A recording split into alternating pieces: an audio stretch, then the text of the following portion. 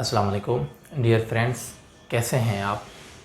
I am Abdul Gaffar and I am here to teach you 9th class physics. So our chapter number 1 is continue. Today our lecture number 9 and topic is 1.10. Today we prove some equations जो हम equations problem में use करते हैं, पहले भी आपने पढ़ी होंगी, मगर आज हम डायमेंशनली प्रूफ करेंगे आया कि ये इक्वेशन आपस में इक्वल हैं या नहीं है. So first, using dimensional analysis verify the following equation. So first पहले हम वेरीफाई करेंगे V F is equal to V I plus A T. Already हमने डिस्कस किया है V F is the final velocity, V I is the initial velocity. मैं यहाँ लिख भी देता हूँ V F final velocity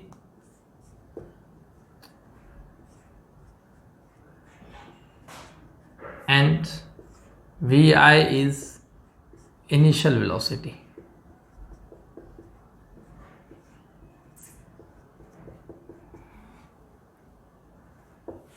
Okay.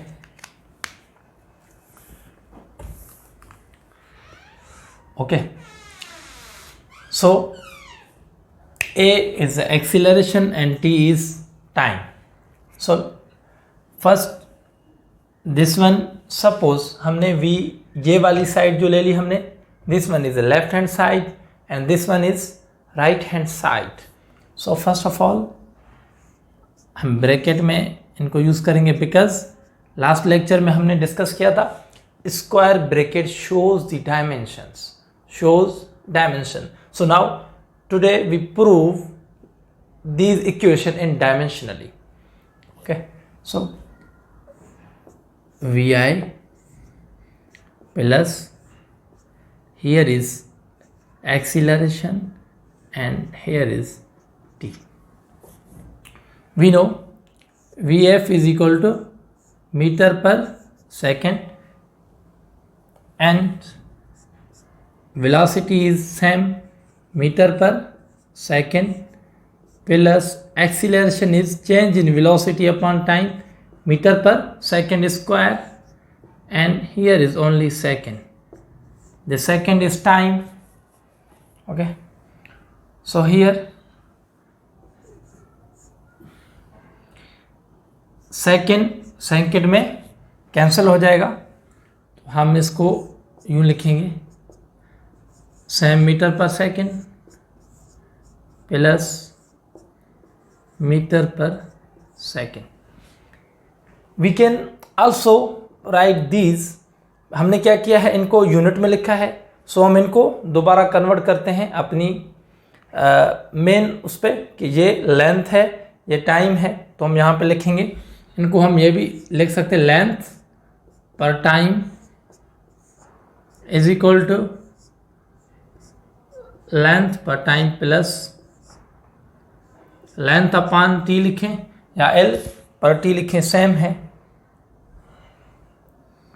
So you see this equation is dimensionally equal because this one is left hand side is equal to right hand side. सही है.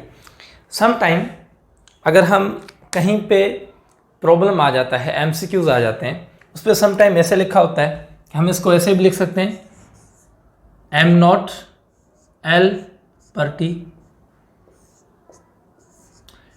इसको भी सेम m नॉट l पर T and also m not l पर T.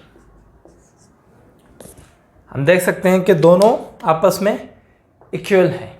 ये हम इसलिए proof करें कि समटाइम हमारे एग्जाम्स होते हैं तो उसमें ये इक्वेशंस आ जाती हैं कि prove these equation dimensionally. Okay, so equation 1 number is clear. Now come to equation number 2. These are the equations of motion कि हमने डिस्कस की हैं, आगे चल के चैप्टर नंबर 3 में हम डिस्कस करेंगे equation of motions chapter number motion में, तो उसमें भी हम वेरीफाई करेंगे। नाउ इनको हम इन इक्वेशंस को हम दोबारा देखेंगे कि ये इक्वेशन बनी कैसी हैं। यहाँ तो हम सिर्फ डायमेंशनली प्रूफ कर रहे हैं, मगर इन इक्वेशंस को वेरीफाई चैप्टर नंबर 3 में करेंगे, जो हमारा टॉपिक नेक्स्ट आएगा।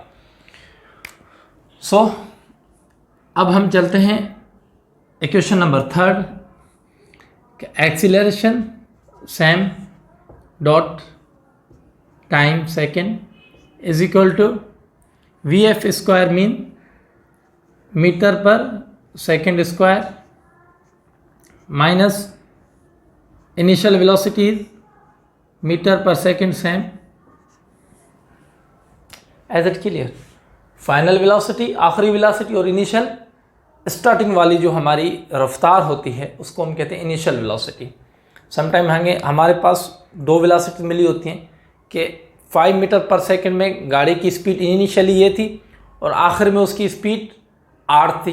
ठीक है, डिफरेंस क्या होगा? 8 - 5 3 मीटर पर सेकंड। ठीक है ना, इसी वजह से 2 वेलोसिटीज यूज हो रही हैं।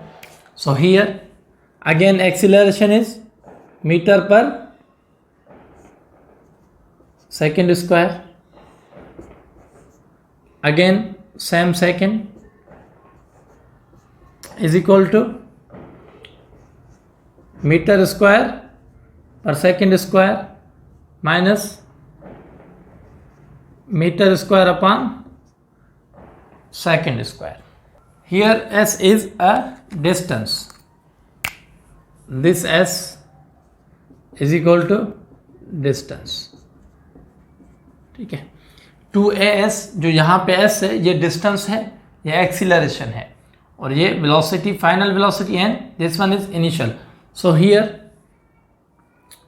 this distance we can write it here in meter. So meter square upon second square हो जाएगा। ये इक्वल है meter square upon second square minus metre square upon second square. तो हम इनको ओरिजिनल पोजीशन में लिख सकते हैं क्वांटिटी की शक्ल में कि this metre is length square upon second square which one is equal, length square upon time square is equal to, ये भी length square upon time square, and this one is also length square upon time square. We can again write it in L square per T square, and this one is also L square and per T square minus L square per T square. ठीक है, so this is one is also prove that the left hand side is equal to right hand side. Is it clear?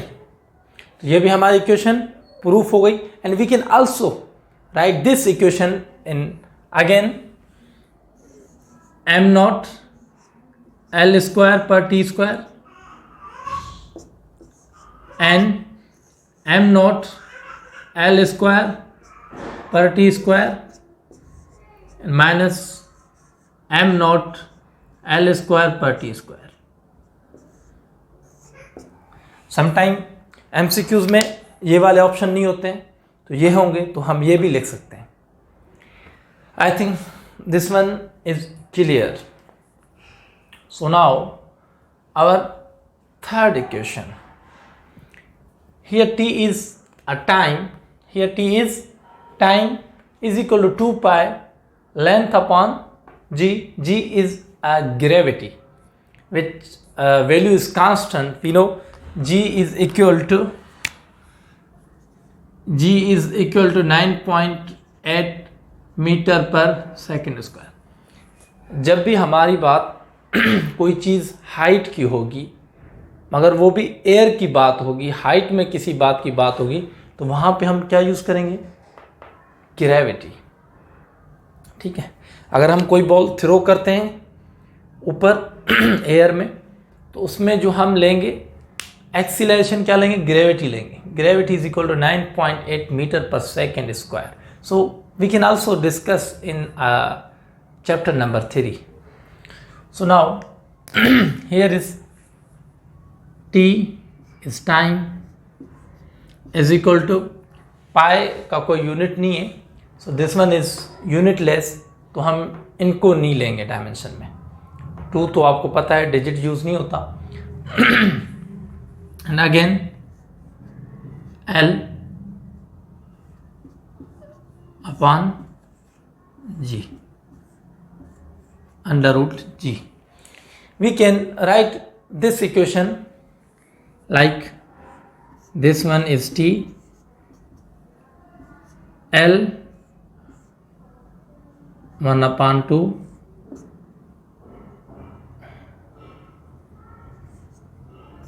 and also G power 1/2। जब हम इसको ख़त्म करेंगे तो same वही आ जाएगा। Is it clear? Now this one is also equal to, this one is length 1/2 and this one is meter per second square. So we can also write in this equation in length per t square and 1/2।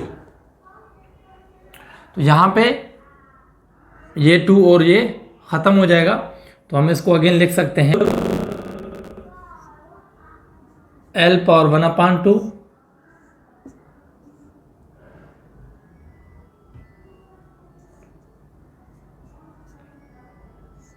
And यहाँ पे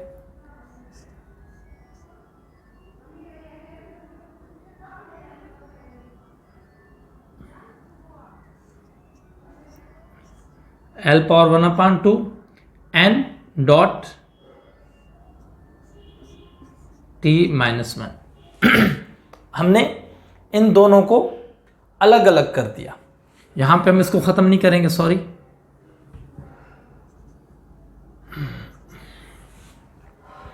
अब ये कैसे आया? हमने इन दोनों का dimension अलग किया, बिकॉज हियर देयरफॉर हम इसको हल कर रहे हैं कि L power 1/2 dot t power -2 dot 1/2। सो ये 2 में ख़त्म हो जाएंगे, तो इनका क्या आएगा -1 और इनका L power 1/2। So this one is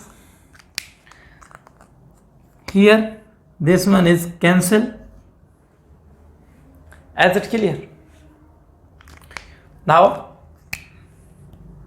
this time is equal to